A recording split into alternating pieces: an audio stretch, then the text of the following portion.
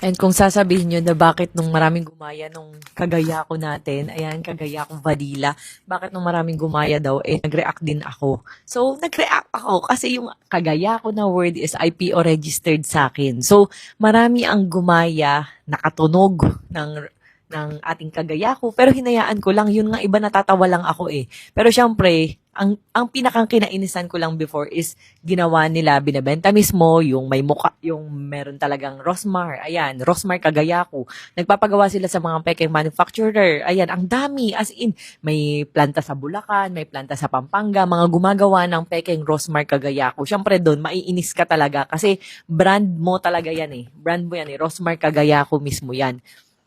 So, ang nangyayari kasi is peke yung nire-release nila. Kaya syempre ako yung masisira doon. Maaapektuhan talaga ako noon. So, yun yung dahilan kung bakit ako naiinis nung may gumagamit ng Rosmar kagaya ko. Dahil ako yan eh, Rosmar. IPO registered po sa akin ang word na Rosmar at ang word na kagaya ko. At Rosmar kagaya ko. So, kahit i-search nyo yan, registered po yan. Trademark, IPO, ganon. Pero marami ang gumaya, nakapangalan at katunog nitong kagaya ko. Pero natatawa lang ako. Hinayaan ko lang, ang dami. Ultimo yung size na, ganito para yung size niya eh, di ba? Parang tokwa soap. So marami ang gumaya na ganyang size. Pero hinayaan ko lang. Gumaya, white din, same scent, same na size. Hinayaan ko lang. Kasi nga parang sabi ko, gano'n naman talaga eh. Kung ano ang trending, yun ang gagayahin, yun ang pepekein. Yes guys, alam nyo ba ang sabi ko pa dati? Ang paniniwala ko pa dati, sabi ko, ayokong palitan ng bongga yung packaging. Yung ganito. Kasi before, hindi ganito yung packaging ng Rosmar. Ayan, ngayon kasi maganda na. So, mahirap na siyang pekein and with hologram na siya. So, dati kasi guys, ito pa yung sabon natin, hi. Yung talagang mabilis magpaputi at magpakinis. And goodbye pimples, dark spots, peklat. So, anyway, going back. Dati kasi sticker lang yan. Tapos parang tokwa soap nga lang siya na ganitong size and puti and may sticker lang. So marami talaga makakapameke. And alam niyo naman na sobra-sobra ng trending kaya nga ang dami nating nabiling properties. Di ba? So ang tax ko nun is pumatak ng 30 million nung April. So 30 million yung binayaran natin. So kumbaga, okay lang sa akin. Kasi nga sabi ko, kaya ako ginagaya kasi trending yung products ko. Kaya pinapeke kasi trending yung products ko. Pero syempre, post ako ng post kung saan sila makakabili ng legit. Kasi nga syempre, Rosmar kasi yung ginagamit nila mismo, Rosmar kagaya ko mismo. So, iniisip ng tao na ang pangit daw pala ng sabon. Pero kapag ka legit yung mga taong bumili, alam nilang legit yung nabili nila, sabi nila ang bilis daw makaputi, makakinis, nakakatanggal ng mga peklat. And yes, pwede po to sa 7 years old pataas, buntis at lactating. So, yun yung kaibahan.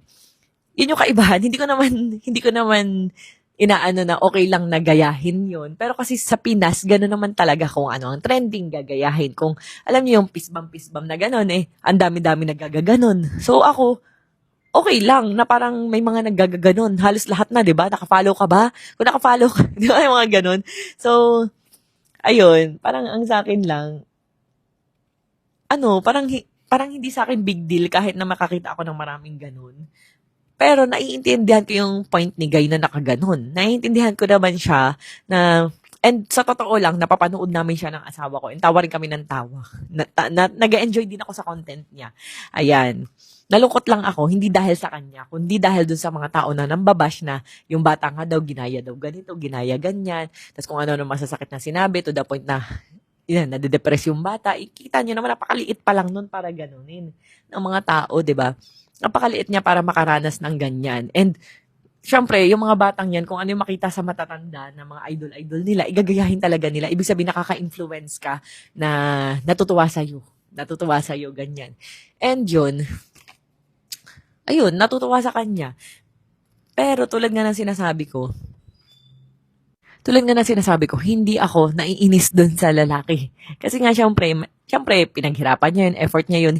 Hindi kasi naman yun yung tinutukoy ko. Ang tinutukoy ko, yung ginagawa daw na ina-exploit daw yung bata, ganun, na pinagtatrabaho sa murang edad. Alam niyo, tulad nga ng sabi ko, siguro naman nag-enjoy din naman yung bata, di ba?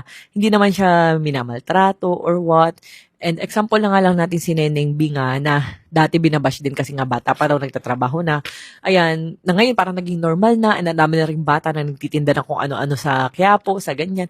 So ang sa akin, hindi ko na normalize kasi dapat naman talaga hindi. Dapat ina-enjoy nila yung kabataan nila. Pero sa hirap ng buhay ngayon, talagang ita-take advantage mo na yung kasikatan mo na parang kailangan niyang kumita, 'di ba? Minsan baka nga sagot pa ni Neneng B yung pamilya niya, ganyan, or sagot niya yung pag-aaral niya or kung nag-aaral man siya. Kumbaga, sa hirap ng buhay, kailangan mo talagang umextra racket ngayon. Talagang, talagang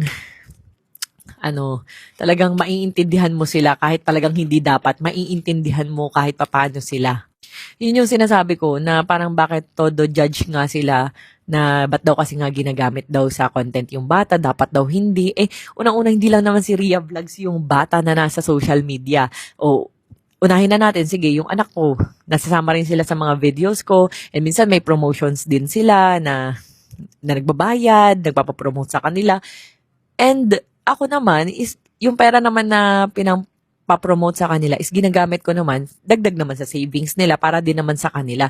And kitang-kita nyo naman, nag-enjoy din naman yung mga anak ko. Pero syempre, hindi ko naman sila pinepersa na, o kunyari ganito, ganyan. Hindi naman ako ganun. So, para sa akin, for example, yung mga yaya din ng anak ko, nagre-reel sila, kumikita sila. Pag kino-content nila yung mga anak ko, mas maraming viewers. So, ako, hinahayaan ko lang din sila kasi nga, parang, syempre, parang nakakaroon sila ng dagdag income bukod sa sahod nila. Pwede nila ipantusto sa pamilya nila. Sa hirap nga kasi ng buhay, guys, ngayon, di ba? So, hindi ko na minamasama yung bagay na yun. Kung doon sila mas maraming views, ganyan. Misa nga, tinuturuan ko pa sila na ganito dapat yaya, ganito yung name mo, dapat ganito yung content mo. Minsan tinuturuan ko pa silang ganun. Although wala naman akong commission doon sa kanila. So, ayun lang. Iba-iba lang din siguro talaga ng pananaw ng tao. Pero ako, hindi ako against sa post ni Guy na nakaganon. Naiinis lang ako dun sa mga tao na sobrang lalakong mang-bash na kahit bata hindi man lang palampasin, hindi man lang spare yung bata. Kawawa lang kasi talaga. As in, naawa lang ako dun sa bata. And yun nga nag-contact sa akin kaya medyo, siguro kailangan ko talaga mag-voice out para dun sa bata. Kasi, alam niyo naman guys, ang dami-daming tao. Tingnan niyo nangyari dun sa anak ni Kuya Kim, 'di ba?